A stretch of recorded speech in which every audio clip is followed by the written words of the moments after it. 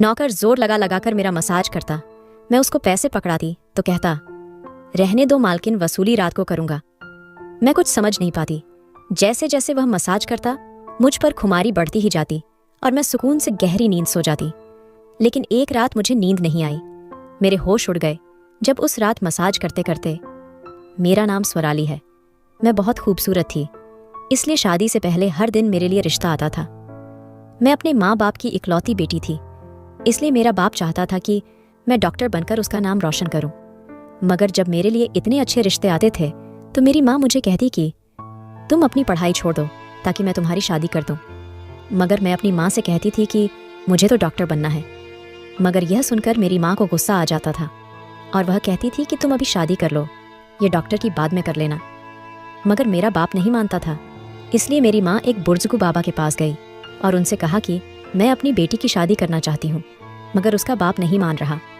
कोई ऐसा ताबीज़ दो कि उसका बाप शादी के लिए फ़ौरन मान जाए।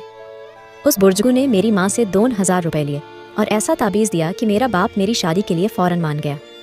यह रिश्ता दरअसल मेरे बाप के दोस्त ने अपने बेटे के लिए मांगा था और कहा कि आपकी बेटी शादी के बाद भी डॉक्टर बन सकती है। यह सुनकर मेरा बाप ने उससे शादी के लिए फ़ौरन हाँ कह दिया और मैं विदा होकर अपने ससुराल आ गई। मेरे ससुराल वाले बहुत अमीर थे, इसलिए मैं और मेरे पति अलग घर में रहते थे। मेरा पति अपने बाप का बिजनेस संभालता था, इसलिए वह सुबह से शाम तक बिजी रहता था। मैं उसके घर गई तो यह ऐशो आराम देखकर मैं चौंक गई। मेरे पति ने मेरी सेवा के लिए कई नौकरानियां रखी हुई थी, मगर उसका एक नौकर धीरे धीरे मेरे करीब आने लगा। कुछ नौकर ने मुझसे कहा कि मैं यह काफ़ी सालों से काम कर रहा हूँ और आपके ससुराल वाले मुझे बिल्कुल घर के मेंबर की तरह ही समझते हैं। यह सुनकर मैंने भी उसे खास अहमियत देना शुरू कर दी। वह एक दिन मेरे कमरे में आ गया तो मैं अभी तक बिस्तर में लेटी हुई थी। उसने सुनकर मैं चौंक गई। मैं खूबसूरत थी, जवान थी, लेकिन मुझे मेरे पति के अलावा किसी मर्द ने नहीं छुआ था और ना ही मैंने किसी नौकर से कभी अपने पैर दबवाए थे। इसलिए मैंने फ़ौरन मना कर दिया, नहीं, मुझे अच्छा नहीं लगता कि कोई पराया मुझे छुए। यह सुनकर वह चुप हो गया और मेरे कमरे से चला गया। तभी मुझे एहसास हुआ कि मैंने उसकी बात का जवाब बहुत सख्ती से दिया था। शायद वह पहले भी मेरे ससुराल में ऐसे काम करता होगा, मगर मैंने साफ इनकार करके उसका दिल तोड़ दिया था। दरअसल मैं बहुत नरम दिल थी, इसलिए मुझे बाद में अफसोस होने लगा।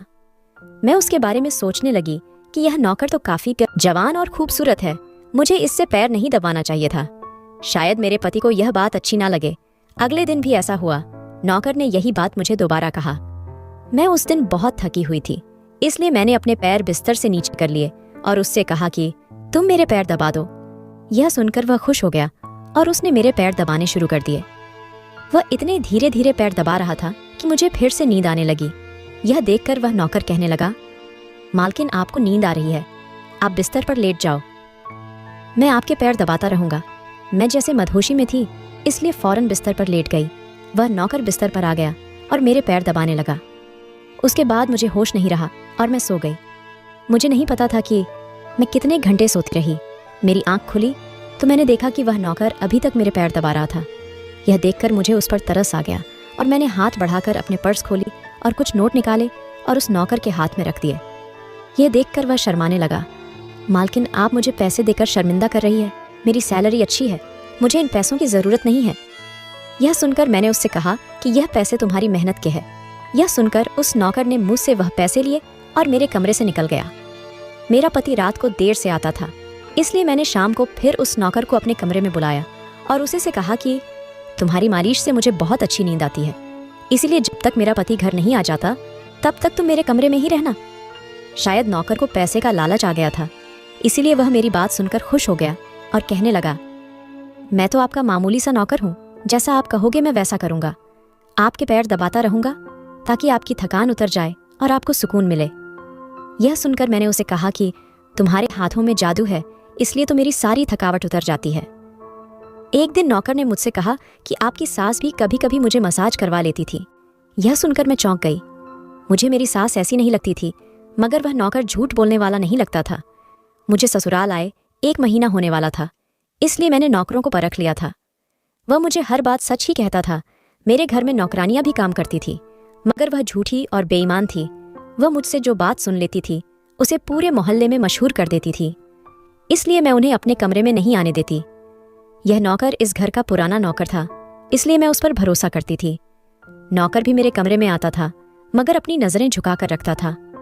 वह मेरे जिस्म को हाथ लगाता, मगर उसकी नीयत खराब ना थी। ऐसा हर रात होता था। एक दिन मैंने अपने पति से कहा कि जब से हमारी शादी हुई है हम कहीं घूमने फिरने नहीं गए। यह सुनकर मेरे पति ने कहा कि जब से हमारी शादी हुई है तुम भी तो हर वक्त नींद में रहती हो। मैं रात को भी घर आता हूँ तो तुम गहरी नींद में होती हो। दिन को मेरे पास वक्त नहीं होता और रात को मेरे घर आने से पहले तुम सो जाती हो। यह सुनकर मैं अपने दिल में सोचने लगी कि यह सब नौकर की मालिश की वजह से हो रहा था।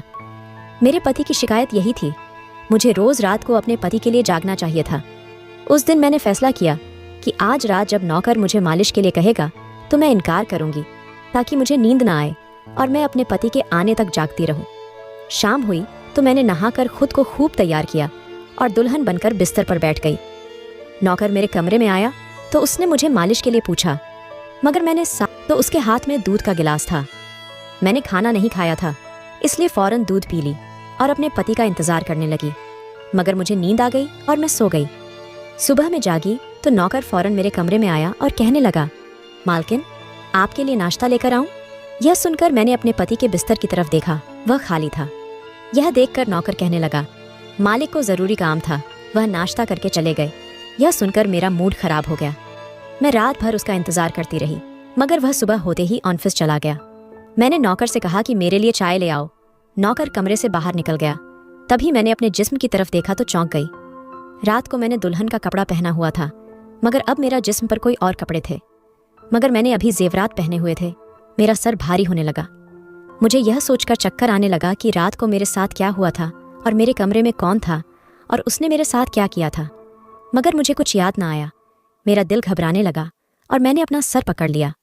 मेरा पूरा जिस्म दर्द कर रहा था, इसलिए नौकर चाय लेकर आया तो मैंने उससे कहा कि मेरा जिस्म दबा दो।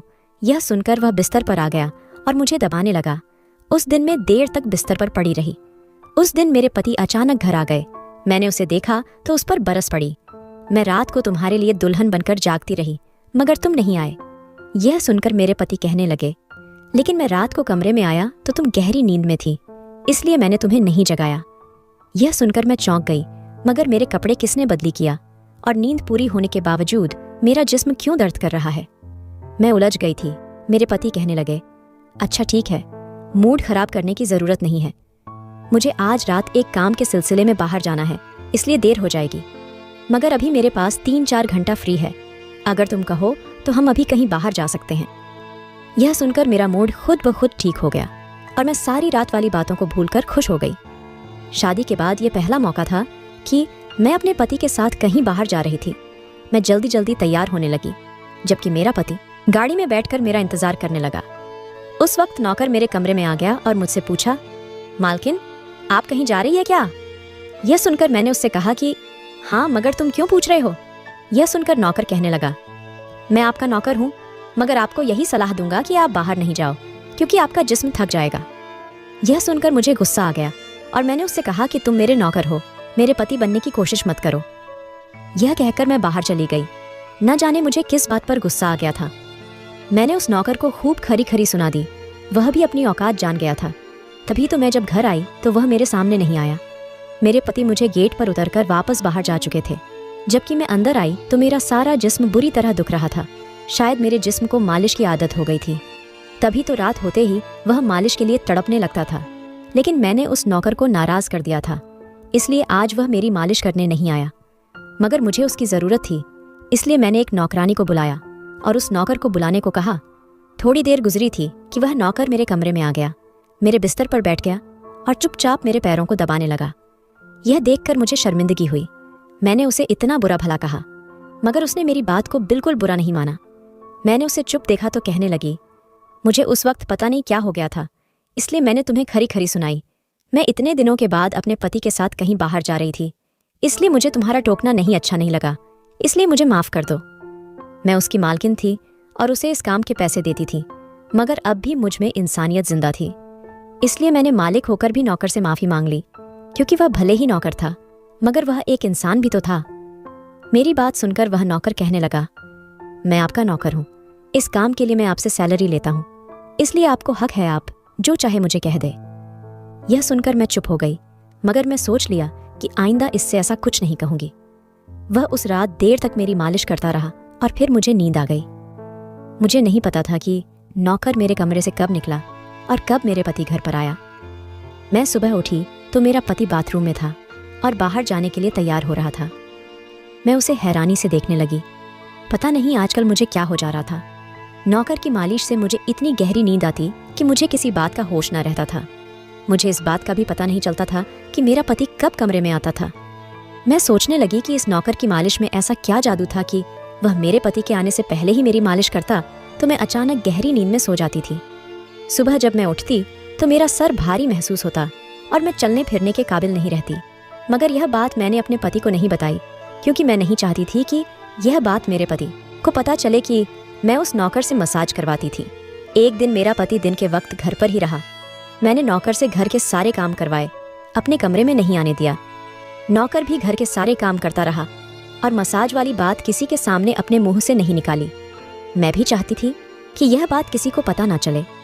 इस दौरान जब मेरा पति घर से बाहर जाता था, मैं उस नौकर को कमरे में बुला लेती थी। मगर एक दिन मेरा पति अचानक ही घर आ गया और मैं कमरे में थी।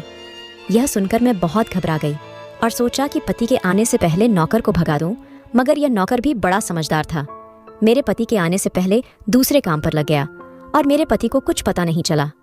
मैं मसाज घर की नौकरानियों से भी करवा सकती थी, मगर उस नौकर के हाथ में क्या जादू था कि मैं उसे हर रोज अपने कमरे में बुला लेती थी। मुझे पता नहीं क्या हो जा रहा था। जिस रात मैं नौकर से मसाज नहीं करवाती थी, उस रात मेरे पूरे जिस्म में दर्द हो जाता था। सुबह में जागती तो मेरा सर भारी हो जाता था और मुझे थकान भी हो जाती थी। एक रात मैंने नौकर से मालिश करवाई और गहरी नींद सो गई। सुबह मेरी आंख खुली तो फिर से मेरे कपड़े चेंज हो चुके थे। यह क्या माजरा था? ऐसा कौन करता था? क्या मेरे पति मेरे साथ ऐसा कर रहा था? मैं सोच में पड़ गई। मैंने शीशे के सामने जाकर देखा तो चौंक गई। मेरे पूरे जिस्म पर लाल निशान पड़ गए थे। यह कैसा निशान था? मैं अपने जिस्म पर हाथ फेरने लगी। मैं जैसे उस निशान को मिटाना चाहती थी, मगर ऐसा ना हुआ। अगले दिन फिर मैंने अपने जिस्म को देखा कि निशान खत्म होने के बजाय फैलने लगा था। मैं घबरा गई। तभी मेरे कमरे में नौकर आ गया और उसने मुझे मालिश को कहा। मैं उस निशान को छुपाना चाहती थी, इसलिए उसे कहा कि आज तुम सिर्फ मेरे पैर दबा दो। उसने मुंह से कुछ नहीं पूछा, मगर मैं अंदर ही अंदर डर रही थी। किसी दिन मेरे पति ने यह निशान देख लिए तो मैं उसे क्या जवाब दूंगी। मैं यह सोच सोच कर थक चुकी थी, इसलिए मैंने तकिया पर पैर रख दिया। नौकर मेरा मसाज करने लगा। मेरी आंखें नींद से बंद होने लगी थीं। तभी मुझे नौकर ने ऐसी बात कह दी जिसे सुनकर मेरे होश उड़ गए। उसने मुझसे कहा, मालकिन आप मुझे बहुत अच्छी लगती हो। मेरी आंखें बहुत बोझल होने लगी थीं।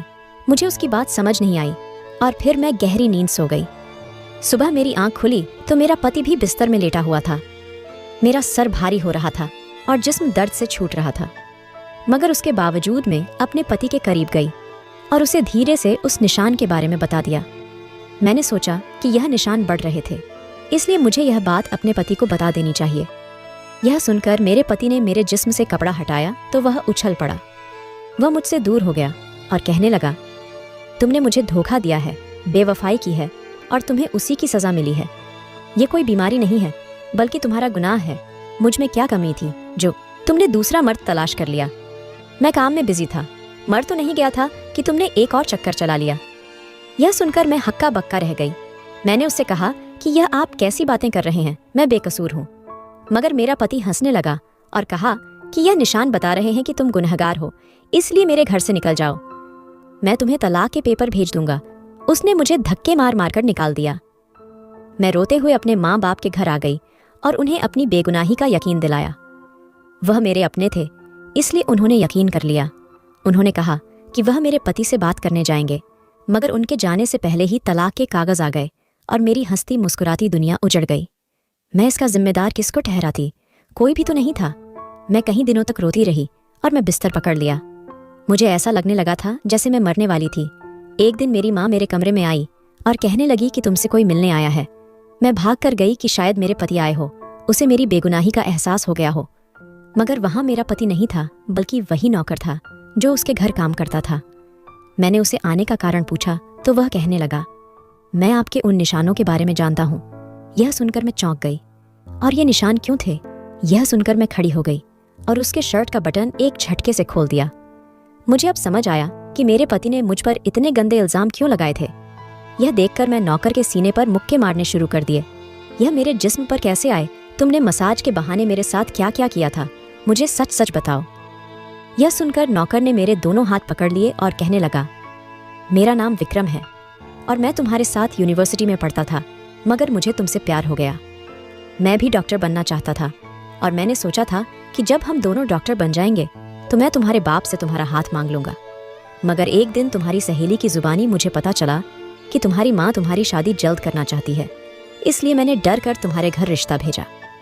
मगर तुम्हारे बाप ने इनकार कर दिया और कहा कि मैं अपनी बेटी की शादी तब करूंगा जब वह डॉक्टर बन जाएगी। इसलिए मैं इत्मीनान होकर अपनी पढ़ाई करने लगा। मुझे 1 हफ्ते के लिए अपने कजिन की शादी के लिए शहर से बाहर जाना पड़ा, तभी तुम्हारी शादी हो गई। वह यह सब मुझसे कह रहा था और मैं बेयकीनी से उसे देख रही थी। मैं वापस आया तो मेरी मोहब्बत किसी और की दुल्हन बन चुकी थी और मैं तुम्हारे प्यार और दीवानगी में तुम्हारे ही घर का नौकर बन गया। ताकि मैं तुम्हारे करीब रह सकूं, मैं तुम्हारे करीब आना चाहता था, इसलिए मसाज के बहाने तुम्हारे कमरे में आ जाता था और रात को तुम्हारे दूध में बेहोशी की दवा मिला देता था ताकि तुम सोती रहो और तुम्हारा पति तुम्हारे करीब ना आ सके, क्योंकि तुम मेरी थी। मैं तुम्हें किसी और के करीब नहीं देख सकता था। यह सुनकर मैं हक्का बक्का रह गई। क्या तुमने मेरे साथ कभी कुछ गलत किया? यह सुनकर उसने मेरा हाथ अपने सर पर रख लिया और कहा, मैं तुमसे प्यार करता था, इसलिए तुम्हारे इजाजत के बगैर मैं तुम्हारे साथ कुछ नहीं करना चाहता था। यह सुनकर मैंने उस निशान की तरफ इशारा किया जो हम दोनों के जिस्म पर थे। यह सुनकर वह हंस दिया और कहा कि मैं डॉक्टर हूं और यह सिर्फ इन्फेक्शन है। यह मैंने इसलिए किया ताकि तुम्हारे पति को हम दोनों के ऊपर शक हो जाए। यह कहकर उसने मुझे माफी मांग ली और मैंने पूरे 1 साल उसे सजा देने के बाद माफ कर दिया और फिर उसके साथ शादी कर ली। तो दोस्तों, अगर आपको यह कहानी पसंद आती है तो वीडियो को लाइक करें और धन्यवाद।